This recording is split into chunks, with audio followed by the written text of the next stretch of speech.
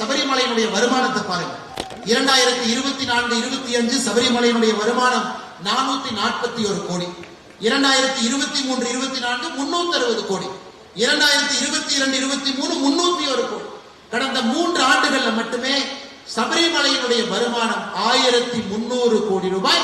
சபரிமலையினுடைய வருமானம் 100 கோடி ரூபாய்க்கு ரோட்டை போட்டுட்டு கோயில் உண்டியில் இருக்கக்கூடிய பணத்தை எப்படி தமிழகத்துல திராவிட முன்னேற்ற கழகத்தினுடைய அரசு திருடுறாங்களோ அதே வேலையை செய்வதற்காக விஜயன் அவங்க இறங்கிருக்கிறாங்க. அது ஒண்ணு இருக்குல்ல, 1000 கோடி ரூபாய் நாங்க ஐயப்பனுக்கு செலவு செய்வோம். நீங்க நல்லா யோசிச்சு பாருங்க.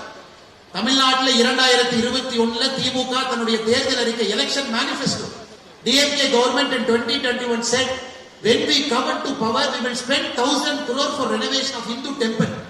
Till now they haven't even spent 100 crore after 4 years in power. அங்க 1000 கோடி, இங்கே அதே 1000 கோடி விஜய் சொன்னார். அங்க குளோபல் முருகா கான்ஃபரன்ஸ், இங்க குளோபல் ஐயப்பா கான்ஃபரன்ஸ்.